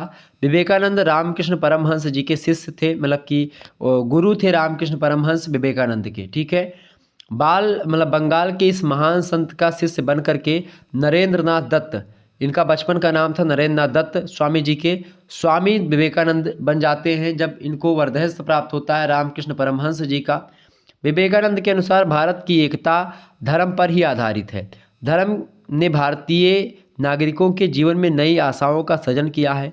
देश में जब भी राजनीतिक शक्ति संकट में पड़ी है तब उसको धर्म ने ही उसको बचाने का पूरा प्रयास किया है और बिल्कुल सही बात ये विवेकानंद जी इस पर कहते हैं। इसके अलावा युवाओं की शान है विवेकानंद। आजकल के तो युवा उनको आदर्श भी मानते हैं और बिल्कुल मानना भी चाहिए। अब आजकल तो लोग हीरो हीरोइन को आदर्श मानते हैं, लेकिन विवेकानंद जी को आदर्श बनाना एक बड़े सौभाग्य की बात है। और आप गर्व करिए कि आप भारत में पैदा हुए हैं, विवेकानंद जी की धरती पर पैदा हुए हैं और यहाँ पर बहुत सारे विद्वान लोगों की धरती पर पैदा हुए हैं, तो आपको गर्व होना चाहिए। अगला प्रश्न आपका है कि आर्य समाज के संस्थापक कौन थे। तो आर्य समाज की स्थापना किसने करी थी? स्वामी दयानंद सरस्वती ने करी थी। कब करी थी? 1875 में। ठीक है, और इस संगठन ने उत्तर भारत में हिंदू धर्म में सुधार लाने का बीड़ा उठाया। स्वामी दयानंद का विचार था कि स्वार्थी और अज्ञानी पुरोहितों ने पुराणों की सहायता से हिंदू धर्म को दूषित कर दिया है। आर्य समाज ने जनता में देशभक्ति की भावनाएं इस पुनरुत्थानवादी नारे के आधार पर जगाने की कोशिश करी। इसमें वेदों की ओर लौटो का नारा दिया गया। आर्य समाज ने हिंदुओं में एकता स्थापित करने और अन्य धर्म के अनुयायियों को हिंदू बनाने के लिए आंदोलन भी चलाया था। ये आर्य समाज के संस्थापक स्वामी दयानंद सरस्वती जी थे। ठीक है, आगे बढ़ते हैं। 26 नंबर क्वेश्चन आप देखेंगे। 26 नंबर प्रश्न है गांधीवाद क्या है। महात्मा गांधी के सिद्धांत पर चलना ही गांधीवाद है। वाद माने विचारधारा, गांधी माने गांधी जी, तो गांधी जी के जो विचार थे उन्हीं पर चलना गांधीवाद कहलाता है। यद्यपि गांधी जी ने अपने विचारों को अधूरा माना है। वो कहते हैं कि हमारे विचार पूर्ण नहीं, हमारे विचार अधूरे हैं, लेकिन उनके अनुयायियों के द्वारा उनका अनुसरण करने की बात कही गई है। गांधी जी के विचार सही बात है, कुछ अधूरे ही रहे हैं। वो अपने विचारों पर ही कहीं ना कहीं पे एक विचार उनका दूसरा रहता है तो दूसरे विचार पर अपने ही विचारों का खंडन करता हुआ दूसरा विचार भी दे देते हैं, तो इसीलिए गांधी जी कहते हैं। लेकिन गांधी जी इतना दूरदृष्टि या दूरगामी सोच वाला व्यक्ति नहीं था मेरे हिसाब से। तो वो चूँकि गांधी जी गीता के बड़े अच्छे एक प्रकार से ज्ञानी थे, गीता पढ़ा करते थे, श्रीमद् भगवत गीता के एक प्रकार से अध्याय को डेली पढ़ा करते थे। दातून करते समय वो गीता के अध्याय को पढ़ करके ख़त्म कर दिया करते थे। तो इस प्रकार के ज्ञानी व्यक्ति, और भगवत गीता जो भी व्यक्ति पढ़ता है वो बहुत ही ज्ञानी और बहुत ही विद्वान हो जाता है। उसमें इतनी अच्छी अच्छी बातें लिखी है, विश्वास मानिए आप किसी भी धर्म के हो एक बार भगवत गीता पढ़नी चाहिए। कि जो है 150 या 200 रुपये की आती है, 150 रुपये की पुस्तक आती, कहीं पर छोटा सा गुटका ले लीजिएगा, उसको पढ़ें कभी टाइम मिले। उसके अर्थ को हिंदी अर्थ और अंग्रेजी, मतलब हिंदी अंग्रेजी और संस्कृत तीनों में लिखा हुआ है, तो हिंदी अंग्रेजी वाला ही ले लीजिए, आप आसानी से पढ़ेंगे तो बड़े अच्छे तरीके से आपको समझ में आ जाएगा। 27 नंबर क्वेश्चन आप देखेंगे। प्रश्न क्या है आपका? 27 नंबर प्रश्न है कि औद्योगिक क्षेत्र में गांधी जी ने क्या विचार दिया था। तो महात्मा गांधी ने आर्थिक क्षेत्र में औद्योगिक क्रांति लाने के लिए निम्न विचार दिया था। क्या विचार था? पहला विचार था कि भाई गांधी जी ने खादी कार्यक्रम चलाया था। जो खादी भंडार आजकल इधर उधर चल रहे हैं, वो खादी भंडार महात्मा गांधी के द्वारा ही एक प्रकार से चलाया गया था। इसके अलावा कुटीर उद्योग धंधों पर एक प्रकार से उन्होंने बल दिया, कुटीर उद्योग धंधे को बढ़ाने पर बल दिया। उसको आगे बढ़ाने के लिए इन्होंने लगातार संघर्ष भी किया, कार्य भी किया। इसके अलावा उद्योगों के राष्ट्रीयकरण के ये विरोधी थे। इसके अलावा पूंजीवाद के घोर विरोधी रहे हैं। विज्ञान के आविष्कार का उचित प्रयोग करने के लिए एक प्रकार से इन्होंने बताया। इसके अलावा आर्थिक आत्मनिर्भरता भी होनी परम आवश्यक है। प्रत्येक व्यक्ति जब तक आर्थिक तरीके से आत्मनिर्भर नहीं होगा तब तक वो अपने देश के बारे में, अपने राष्ट्रवाद की विचारधाराओं को और पोषित नहीं कर पाएगा। ठीक है, तो गांधी जी इन सभी चीज़ों को बताते हैं। इसके अलावा अगला प्रश्न 28 नंबर, गांधी जी को क्यों एक समाजवादी विचारक माना जाता है। तो गांधी जी द्वारा सामाजिक क्षेत्र में कुछ ऐसा कार्य किया गया जिसके कारण से उन्हें समाजवादी विचारक के रूप में स्वीकार किया जाता है। पहला काम उन्होंने ये किया कि स्त्रियों की स्थिति सुधार की, ये भी समाजवाद का ही एक प्रकार से विचार है। इसके अलावा मद्यपान निषेध किया। मद्यपान निषेध का मतलब कि जो गांजा, बीड़ी, शराब इन सभी को पीने वाले व्यक्ति थे उसको बैन करने का प्रयास या मद्यपान का विरोध किया। इसके अलावा हरिजन का उद्धार किया। हरिजन उद्धार मतलब क्या, जो एक प्रकार से जो छुआछूत या फिर अन्य प्रकार के जो जाति पात का एक प्रकार से था, आपस में लड़ाई झगड़ा, इसका खात्मा करने का प्रयास गांधी जी ने बहुत हद तक किया। आपको बता दूं कि डॉक्टर भीमराव अम्बेडकर जी की बात की जाए और गांधी जी की अगर तुलना की जाए तो गांधी जी के फॉलोवर्स खास करके भीमराव अम्बेडकर से बहुत ज़्यादा थे। गांधी जी दलित समाज के फॉलोवर गांधी जी के बहुत ज़्यादा थे। भीमराव अम्बेडकर से अगर दलितों की मैं बात करूं, उस समय अगर तुलनात्मक अध्ययन आप करेंगे तो भीमराव अम्बेडकर जी से ज़्यादा गांधी जी के फॉलोवर थे। आप ये मानो। क्लियर। और बड़ी अच्छी बात थी, गांधी जी दलितों के उद्धार पर काम किया और बाबा साहेब भीमराव अम्बेडकर ने तो किया ही, बड़ी अच्छा काम किया। इसके अलावा शिक्षा प्रणाली में परिवर्तन किया। किसने? महात्मा गांधी जी ने। इन्होंने एक प्रकार से, महात्मा गांधी जी ने, आपको बताओ, शिक्षा प्रणाली में परिवर्तन करके इन्होंने रोजगार को ध्यान में रख करके शिक्षा प्रणाली के बारे में इन्होंने सिलेबस भी बताया और खास करके बेसिक शिक्षा प्रणाली की नीतियाँ भी बताई गांधी जी ने। ठीक है। इन्होंने राम राज्य की स्थापना करने की बात कही थी गांधी जी ने, बड़ी ज़बरदस्त बात थी। राम राज्य का मतलब ये नहीं कि केवल एक प्रकार से हिंदू ही रहेगा उसमें, मुस्लिम नहीं रहेगा। राम राज्य का मतलब कि वहाँ की प्रजा चाहे हिंदू, मुस्लिम, सिख, ईसाई सब सुखी रहेंगे। गांधी जी क्या कहते थे? हिंदू, मुस्लिम, सिख, ईसाई आपस में सब भाई भाई। तो उसी भाई भयवादी को आगे बढ़ाने का प्रयास, उनमें एक प्रकार समन्वयता लाने का प्रयास और एक प्रकार से उनके साथ साथ रहने में और हिल मिल करके आपस में बातचीत करने की बात उन्होंने कही गांधी जी ने, जो कि बड़ी ज़बरदस्त विचारधारा रही। तो राम राज्य की स्थापना। इसके अलावा सांप्रदायिक भावना के विरोधी थे। जो सांप्रदायिकता थी, लगातार सांप्रदायिकता उस समय उग्र पर अपने स्थान पर थी। उस समय हिंदू मुस्लिम आपस में लड़ रहे थे, उसके पक्षधर नहीं थे। ये सांप्रदायिक भावना के विरोधी थे कि भाई ये मैं हिंदू हूँ, मैं कट्टर मुस्लिम हूँ, इस प्रकार से विचारधारा के प्रबल विरोधी थे गांधी जी। ठीक है, आगे बढ़ते हैं। अगला प्रश्न आपका आ चुका है, सभी लोग देखेंगे। 29 नंबर प्रश्न है, गांधी जी के सत्याग्रह को स्पष्ट कीजिए। तो सत्याग्रह का सीधा सा मतलब होता है सत्य के लिए आग्रह करना। ठीक है। और इसका दार्शनिक आधार यह है कि सत्य पर आग्रह करते हुए अत्याचारों का विरोध करना, उसके सामने ना झुकना। सत्याग्रह शारीरिक बल से भिन्न आत्मा की शक्ति है और सत्याग्रह में आपको बता दूं कि अपनी ही बलि देनी पड़ती होती है। सत्याग्रह की प्राप्ति अहिंसक तरीके से, अहिंसात्मक तरीके से की जाती है और गांधी जी अहिंसा के खास करके 4 मूल तत्व बताते हैं। गांधी जी अहिंसा के पुजारी व्यक्ति थे। सबसे पहली बात, अहिंसा में प्रेम होना परम आवश्यक है, धर्म पर चलना परम आवश्यक है, अन्याय का विरोध करना जरूरी है और वीरता भी दिखाना जरूरी है। यानी कि ये 4 एक प्रकार से मूल तत्व होते हैं अहिंसा के। ठीक है। नेक्स्ट क्वेश्चन आपका है 30 नंबर प्रश्न देखेंगे, महात्मा गांधी के राज्य संबंधी विचार बताइए। अच्छा, ये क्लास जो चल रही है BA थर्ड ईयर पेपर 2 की चल रही है, भारतीय राजनीतिक विचारों के बारे में मैं चर्चा कर रहा हूँ महासंग्राम विज्ञान क्लास के तौर पर। इससे पहले पेपर 1 का खास करके जो पॉलिटिकल थॉट का पेपर है, आपको पॉलिटिकल थॉट ही तो पढ़ना था फर्स्ट पेपर में। फर्स्ट पेपर का क्या नाम है आपके? Principles of public administration. Principles of public administration यानी कि आपको क्या पढ़ना है हिंदी में? लोक प्रशासन के सिद्धांत। उसके बारे में मैंने आपको बता दिया है महासंग्राम वीडियो, और मॉडल पेपर भी हो चुका है। जल्दी मॉडल पेपर आपका इसका भी दे दूंगा। ठीक है। इसके अलावा आपको बता दूं कि महात्मा गांधी राज्य के विरोधी थे। उन्होंने राज्य संबंधी विचार महात्मा गांधी जी ने दिया है, वो राज्य के विरोधी थे। मार्क्सवादियों और अराजकतावादियों के समान वे एक राज्य विहीन समाज की कल्पना करना चाहते थे। ऐसा समाज जिसमें पुलिस ना हो, ऐसा समाज जिसमें कोई राजा ना हो, इस प्रकार के समाज की कल्पना करना चाहते थे गांधी जी। दार्शनिक आधार पर राज्य का विरोध करते हुए गांधी जी का यह विचार था कि राज्य व्यक्ति के नैतिक विकास का मार्ग प्रशस्त नहीं करता है और व्यक्ति का नैतिक विकास उसकी आंतरिक इच्छा और कामनाओं पर निर्भर करता है। लेकिन राज्य संगठन शक्तियों पर आधारित होने के कारण से क्या करता है? व्यक्ति के केवल बाहरी कार्यों को ही प्रभावित करता है, आंतरिकता को नहीं कर पाता है। राज्य हिंसा पर आधारित होता है।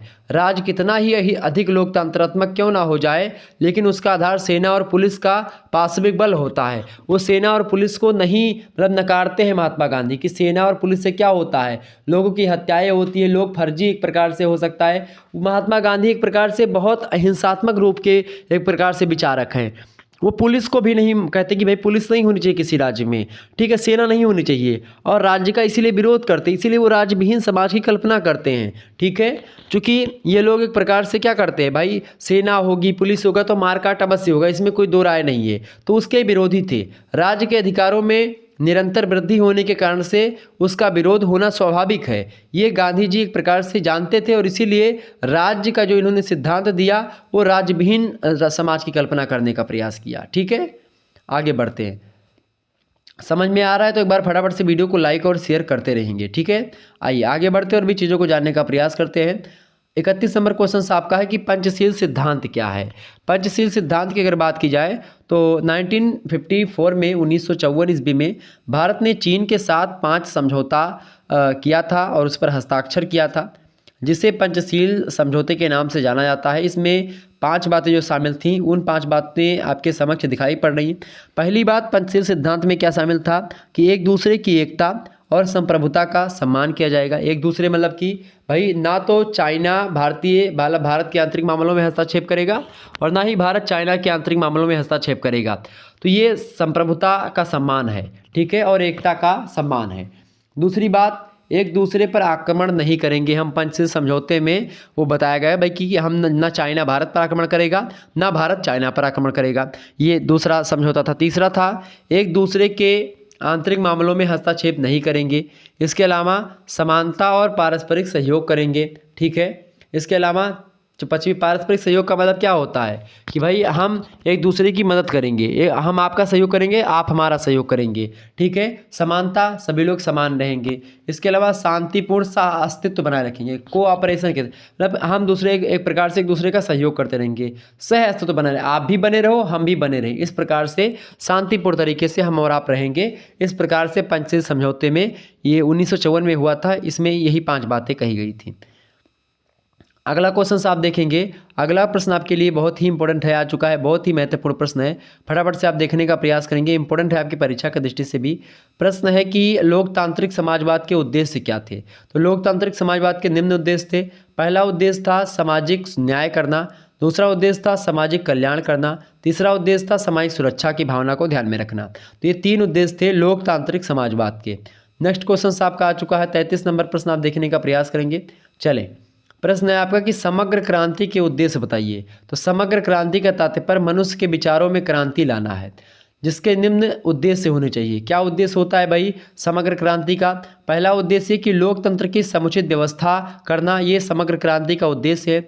दूसरा उद्देश्य समग्र क्रांति का यह था कि सत्ता का विकेंद्रीकरण किया जाए, सत्ता कई लोगों के हाथों में जब बटी होगी तो निरंकुशता नहीं फैलेगी। इसके अलावा न्यायपूर्ण व्यवस्था की स्थापना करना, ये भी समग्र क्रांति का उद्देश्य था। इसके अलावा अगला उद्देश्य यह था समग्र क्रांति का कि जनशक्ति को जागृत करना। जनशक्ति जब तक जागृत होगी तभी लोकतंत्र अच्छे तरीके से काम कर पाएगा और अच्छे तरीके से अपने अधिकारों की मांग कर पाएगा राज्य से। इसके अलावा स्वयं सेवकों की भूमिका इसमें होनी चाहिए। स्वयं सेवक की भूमिका एक प्रकार से बहुत इंपॉर्टेंट है राज्य में, तो समग्र क्रांति का यह भी उद्देश्य रहा। इस प्रकार से इन उद्देश्यों पर समग्र क्रांति आगे बढ़ी। अगला क्वेश्चन आपका है 34 नंबर देखेंगे, जवाहरलाल नेहरू ने राजनीतिक क्षेत्र में क्या विचार दिए थे। तो पंडित जवाहरलाल नेहरू के प्रमुख राजनीतिक विचार निम्न हैं। पहला विचार था उनका लोकतंत्र के समर्थक रहे, सबसे पहली बात। दूसरी बात धर्मनिरपेक्षता के समर्थक रहे हैं जवाहरलाल नेहरू जी। इसके अलावा हिंदू मुस्लिम एकता पर बल दिया जवाहरलाल नेहरू जी ने। राष्ट्रवाद के समर्थक रहे हैं। सामाजिक परिवर्तन पर बल दिया इन्होंने, यानी सामाजिक परिवर्तन होना जरूरी है। समाज में अगर परिवर्तन नहीं होगा तो फिर समाज का विकास भी रुक जाएगा, तो इसलिए समाज का परिवर्तन होना जरूरी है, ऐसा जवाहरलाल नेहरू जी कहा करते थे। इसके अलावा समाजवाद में आस्था भी रखना चाहिए, ऐसा इन्होंने जवाहरलाल नेहरू जी ने बताया। समाजवादी विचारक रहे हैं। इसके अलावा मानवतावाद की धारणा पर बल दिया, मानवतावादी धारणा इनकी रही है। ठीक है, मानव सब सर्वोपरि है, सब धर्मों से ऊपर मानव धर्म है, ऐसा जवाहरलाल नेहरू का मानना था। आगे बढ़ते हैं, अगला प्रश्न आपका आ चुका है 35 नंबर देखेंगे, लोकतंत्र पर नेहरू जी के विचार बताइए। लोकतंत्र के बारे में अगर बात की जाए, लोकतंत्र आपको पता होगा जनता के द्वारा जनता के लिए किया गया शासन लोकतंत्र होता है। ये अमेरिका के राष्ट्रपति ने कहा था। ठीक है, तो नेहरू खास करके बात किया, नेहरू जी का विचार क्या था लोकतंत्र को लेकर के। नेहरू जी एक महान लोकतांत्रिक नेता थे। उन्होंने लोकतंत्र को सामाजिक एवं आर्थिक क्षेत्र में भी स्वीकार किया है। उन्होंने जनता के जनता से संपर्क स्थापित करने की प्रणाली विकसित करी कि जनता से भाई संपर्क स्थापित करा जाए नेता लोग। इसके अलावा उन्होंने जनता में भाईचारे की भावना या प्रेरणा को विकसित किया। नेहरू के अनुसार लोकतंत्र में फैली बुराइयों को दूर किया जा सकता है। नैतिक चरित्र का पालन करते हुए लोकतांत्रिक व्यवस्था को सफलतापूर्वक संचालित किया जा सकता है, ऐसा लोकतंत्र पर नेहरू जी का विचार था। इसके अलावा अगला क्वेश्चन आप देखेंगे, 36 नंबर प्रश्न आपकी स्क्रीन पर आ चुका है। स्वराज पर तिलक के क्या विचार थे? बाल गंगाधर तिलक के क्या विचार रहे हैं स्वराज्य पर? तो तिलक ने स्वराज की धारणा को घर घर तक पहुंचाने का कार्य किया है। स्वराज पर अभिभाषण देते हुए 31 मई 1906 ईस्वी को उन्होंने कहा था, क्या कहा था? आइए हम उसको थोड़ा जानने का प्रयास करते हैं। उन्होंने यह कहा था मेरे भाई कि स्वराज से अभिप्राय यह है कि भारत के आंतरिक मामलों का संचालन प्रबंध भारतीयों के हाथ में हो। हम ब्रिटेन के इस राज्य को बनाए रखने में विश्वास करते हैं और उन्होंने भारतीयों को मंत्र दिया था कि स्वराज मेरा जन्मसिद्ध अधिकार है और मैं इसे लेकर के रहूँगा। यह इनका नारा था बाल गंगाधर तिलक जी का। ये बात आप ध्यान रखेंगे। Okay, clear? आगे बढ़ते हैं। 37 नंबर क्वेश्चन आप देखेंगे। प्रश्न है कि दल विहीन लोकतंत्र का समर्थन किसने किया था? मतलब कोई दल ना हो, यानी कि जैसे जो दल होता है, पार्टियां होती हैं, तो उसके विहीन लोकतंत्र का समर्थन किसने किया था? दल विहीन लोकतंत्र का समर्थन जेपी नारायण ने किया था, जयप्रकाश नारायण जी ने किया था। और उनके अनुसार लोकतंत्र में जो भी दोष आ रहे हैं उनका कारण यही कि राजनीतिक दल, पॉलिटिकल पार्टियों का नहीं होना उन्होंने स्वीकार किया कि पॉलिटिकल जो पार्टी हैं उनका नहीं होनी चाहिए। इससे क्या होता है कि बहुत वैमनस्यता फैलती है। आधुनिक लोकतंत्र का विरोधी उन्हें माना जाता है, खास करके किनको माना जाता है भाई? जयप्रकाश नारायण को। राजनीतिक दलों ने नैतिक मूल्यों का ह्रास किया है, ऐसा मानते थे। दलीय व्यवस्था के दोषों को दूर करने के लिए दल विहीन लोकतंत्र का होना आवश्यक है और दलों का दृष्टिकोण काफ़ी संकुचित होता है। वो अपने ही बारे में सोचने का प्रयास करते हैं कि अगली बार सत्ता कैसे प्राप्त करनी है, इस बारे में सोचते हैं। जनता के कल्याण के बारे में नहीं सोच पाते हैं। और जब कोई दल नहीं रहेगा तो एक प्रकार से कोई भी व्यक्ति जो बनेगा या टैलेंट के हिसाब से आगे जब कोई व्यक्ति बढ़ेगा तो वो ये नहीं सोचेगा कि भाई हमको अगली बार आना है कि नहीं आना है। वो ये सोचेगा कि भाई हम ऐसा काम करें जनता के लिए ताकि फिर से दोबारा हम ही को लोग चुन लें। ठीक है, ऐसा सोचने का प्रयास करेगा। ये नहीं सोचेगा कि अपनी पार्टी का केवल विकास करना है। तो ऐसे में क्या होता है, इन्होंने दल विहीन पार्टी की मतलब कि दल विहीन लोकतंत्र की स्थापना करने का प्रयास किया जेपी नारायण ने। अगला क्वेश्चन आपका है, जयप्रकाश द्वारा सर्वोदय के किन आधारों को शामिल किया गया है? तो जयप्रकाश नारायण द्वारा सर्वोदय में निम्न 5 आधारों को शामिल किया गया है, जिसमें समाज के सभी वर्गों और सभी व्यक्तियों का कल्याण निहित है, सभी व्यक्तियों के कल्याण के लिए बनाया गया। पहली बात ये निहित है भाई सर्वोदय में कि जाति रहित और वर्ग रहित समाज की स्थापना कीजिए। सबसे पहली बात जेपी नारायण की यही रही, बहुत महत्वपूर्ण बात। दूसरी बात इन्होंने सर्वोदय में कहा, सर्वोदय माने सभी का उदय हो, और सर्वोदय में जाति रहित समाज होगा, वर्ग रहित समाज होगा, तभी सभी का उदय हो पाएगा। इसके अलावा सार्वजनिक क्षेत्र में स्वच्छ और कुशल प्रशासन हो, बिल्कुल ज़बरदस्त। यानी कि जो सार्वजनिक क्षेत्र है, पब्लिक जो एरियाज़ हैं, उन पर क्या होना चाहिए? स्वच्छ तरीके से, कुशल तरीके से प्रशासन होना चाहिए। उसमें किसी प्रकार का दबाव, किसी प्रकार का नियंत्रण नहीं होना चाहिए। तीसरी बात इन्होंने कही जेपी नारायण ने कि सामाजिक व्यवस्था का आधार विकेंद्रीकरण होना चाहिए, यानी सत्ता कई लोगों के हाथों में बटी होनी चाहिए। सामाजिक व्यवस्था का आधार विकेंद्रीकरण, केवल केंद्रीकरण नहीं होना चाहिए, विकेंद्रीकरण तरीके से। इसके अलावा समस्त शक्ति जनता को प्राप्त होनी चाहिए। ठीक है, ये बात भी इन्होंने बताई कि जनता जो चाहे वो करे, यानी जनता के द्वारा ही सारी चीज़ें हों, तो ऐसा जयप्रकाश नारायण चाहते थे। इसके अलावा अधिकारी अपने को जनता का सेवक माने, ऐसा इनका विचार था। और ये सर्वोदय, इन्हीं आधारों पर एक प्रकार से सर्वोदय का गठन किया गया और इन्हीं विचारों को आगे बढ़ाने का काम सर्वोदय कर रहा था, जो कि जेपी नारायण का था। इसके अलावा अगला क्वेश्चन आप देखेंगे, अगला प्रश्न आपका आ चुका 39 नंबर क्वेश्चन देखिएगा, मोस्ट इंपोर्टेंट है। आधुनिक लोकतंत्र पर जयप्रकाश नारायण के विचार बताइए। फटाफट से एक बार वीडियो को लाइक कर दीजिएगा। जितने भी लोग देख रहे हो फटाफट से वीडियो को शेयर कर दीजिएगा, टाइम टू टाइम, ताकि नोटिफिकेशन आपको मिलता रहे और लगातार इसी प्रकार से आप वीडियो पाते रहें। ठीक है, तो चलें, आधुनिक लोकतंत्र पर जयप्रकाश नारायण के क्या विचार थे भाई? तो जयप्रकाश नारायण के द्वारा लोकतंत्र पर दिए गए विचारों को निम्न प्रकार से समझा जा सकता है। पहली बात तो भाई आधुनिक लोकतंत्र का विरोध किया इन्होंने। ठीक है, इसके अलावा नैतिक गुणों की आवश्यकता इन्होंने बताई, दलीय व्यवस्था के दोष को बताया, दलीय राजनीति के नैतिक पतन, यानी दलीय राजनीति से क्या होता है, नैतिक पतन होता है, मोरलिटी का ह्रास होता है। इसके अलावा निर्वाचन पद्धति में भी दोष बताए, सत्ता की राजनीति पर भी इन्होंने एक प्रकार से अपने विचारों को समझाया। इसके अलावा खास करके आधुनिक लोकतंत्र पर जयप्रकाश नारायण के इन्हीं विचारों को हम समझते हैं। सत्ता की राजनीति, नौकरशाही व्यवस्था, दल विहीन लोकतंत्र, इन सभी को एक प्रकार से आधार बनाया, ये बात आप ध्यान रखेंगे। इसके अलावा अगला क्वेश्चन आप देखिएगा, अगला प्रश्न आपका है, देखेंगे सभी लोग, 40 नंबर क्वेश्चन है, साध्य एवं साधनों में समानता के विषय में जयप्रकाश नारायण के क्या विचार हैं, बताइए। जयप्रकाश नारायण ने यह स्वीकार किया है कि राजनीति में नैतिक मूल्यों को सुरक्षित रखा जाना चाहिए। गांधी जी के अनुसार वे यह भी मानते हैं कि साध्य और साधन दोनों समान होने चाहिए।